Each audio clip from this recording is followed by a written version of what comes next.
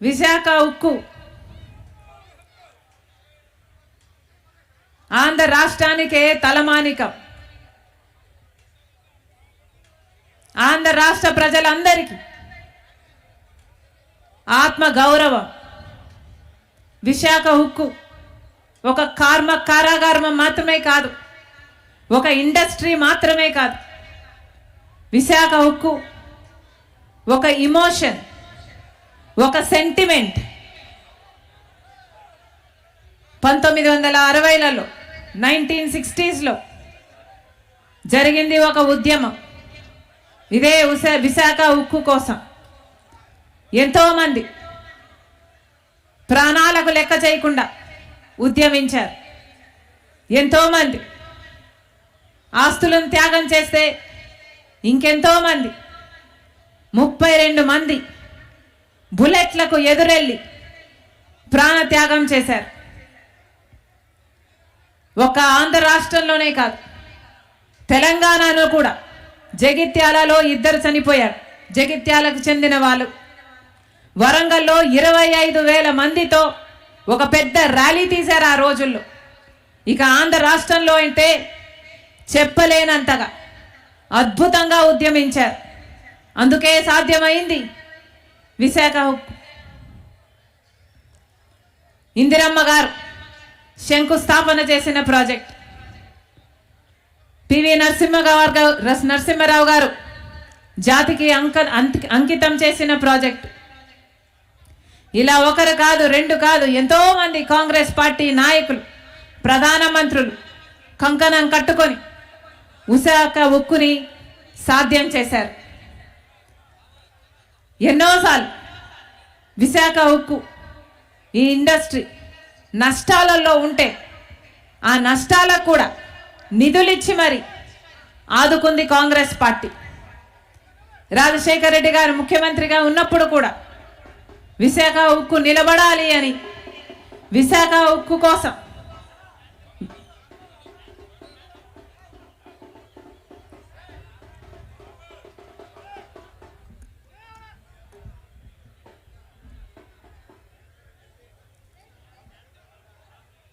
ఎంతో చేశాడు రాజశేఖర రెడ్డి గారు విశాఖ ఉక్కు కోసం.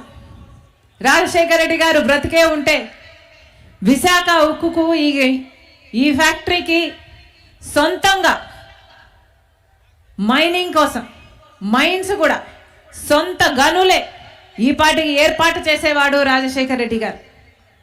కానీ దురదృష్టం, కాంగ్రెస్ పార్టీ ఎన్ని ప్రయత్నాలు చేసినా ఈ రోజు వరకు ఒక సొంత మైన్ లేకపోయింది విశాఖ ఉక్కు. కానీ 2014 వరకు లాభాలలో నడిచిన ఫ్యాక్టరీ. ఆ తర్వాత క్రమంగా ఒకటొకటిగా వచ్చిన ప్రభుత్వాల ప్రోత్సాహం లేకపోతే క్రమంగా నష్టాల్లో, క్రమంగా అప్పుల్లో కూరుకుపోయింది విశాఖ స్టీల్. కారణం ఎవరు? దొంగలు ఊళ్ళు దోచుకున్నారు అన్నట్టు ఈ విశాఖ ఉక్కును దోచుకోవడానికి తయారయ్యారు కేంద్ర రాష్ట్ర ప్రభుత్వాలు. కారణం 35,000 ఎకరాల ల్యాండ్ బ్యాంక్ ఉన్న ఫ్యాక్టరీ విశాఖ ఉక్కు.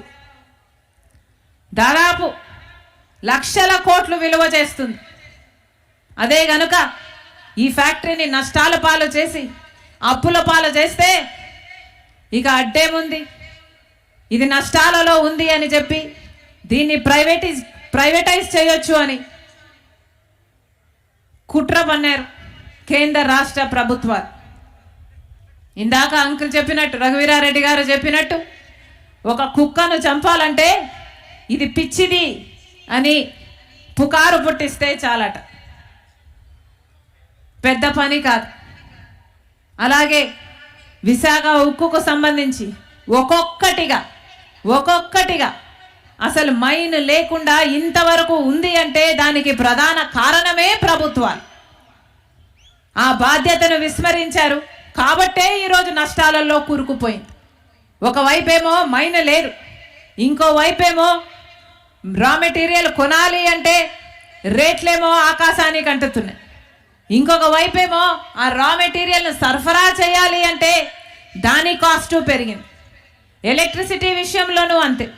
ఇలా ఒక్కటొకటిగా ఒక్కొక్క అంశంగా కాలుకు కాలు చేతికి చేతిగా ఒక్కొక్కటిగా నరుక్కుంటూ వస్తే ఒట్టి మొండెం మిగులుతుంది.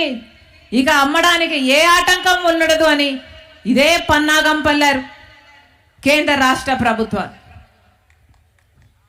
గంగవరం పోర్టు చూస్తున్నాం. రాజశేఖర రెడ్డి గారు ఉన్నప్పుడు గంగవరం పోర్టు 30 సంవత్సరాలలో మళ్ళీ ప్రభుత్వం చేతుల్లోకి రావాలి అనుకున్నాడు రాజశేఖర రెడ్డి గారు. ఆ 30 సంవత్సరాలలో 15 సంవత్సరాలు అయ్యే పోయింది. ఇంకొక 15 సంవత్సరాలు ఉంటే గంగవరం పోర్టు రాష్ట్ర ప్రభుత్వం చేతుల్లోకి వచ్చేది.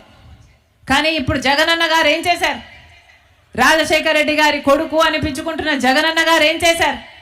అదే గంగవరం పోర్టుని కేవలం 6,500 రూపాయలకు వాల్యుయేషన్ వేశారు. 50,000 కోట్లు విలువ చేసే పోర్టుని 6,500 రూపాయలు వాల్యుయేషన్ వేశారు.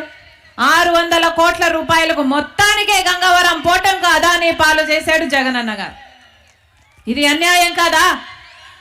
ఒక సామెత ఉంది, పోసమ్మ పోగు చేస్తే మైసమ్మ మాయం చేసిందట. రాజశేఖర రెడ్డి గారు గంగవరం పోర్టు మళ్ళీ ప్రభుత్వం చేతుల్లోకి రావాలి 30 సంవత్సరాలలో అని రాజశేఖర రెడ్డి గారు నిర్దేశిస్తే జగనన్న గారేమో మొత్తానికే గంగవరం పోర్టుకి బీజేపీ బానిసలుగా మారిన జగనన్న గారేమో మొత్తానికే గంగవరం పోర్టును ప్రభుత్వం చేతుల్లోకి ఇక ఎప్పుడూ రాకుండా అదానికి అప్పచెప్పారు. ఇది అన్యాయం కాదా? పక్కనే ఉంది జింక్ ఫ్యాక్టరీ కూడా. దాని పరిస్థితి ఏమిటి? ఏమైంది దాని పరిస్థితి? ఇలాగే ప్రైవేటైజ్ చేశారు. దాంతో మొత్తానికి ఫ్యాక్టరీయే మూసేశారు. ఆ ఎంప్లాయీస్ అందరినీ తరిమి కొట్టారు. ఇప్పుడు అదొక రియల్ ఎస్టేట్ వెంచర్గా తయారు కాబోతుంది. అదే చేయాలనుకుంటున్నారు విశాఖ స్టీల్లో కూడా. ఇదే పన్నాగం పన్నారు. కేవలం ల్యాండ్ బ్యాంకు కోసం ఈరోజు విశాఖ ఉక్కును ప్రైవేటైజ్ చేయాలని ఒక్కొక్క అంశంగా క్రమంగా, ఇది లాభాలలో ఉన్న ప్రాజెక్టు, క్రమంగా నష్టాల్లోకి తీసుకువెళ్ళారు, అప్పుల్లోకి తీసుకువెళ్ళారు. ఈరోజు కనీసం జీతాలకు కూడా ఇచ్చే దిక్కు లేకుండా పోయింది అంటే కారణము కేంద్ర రాష్ట్ర ప్రభుత్వాలు కాదా?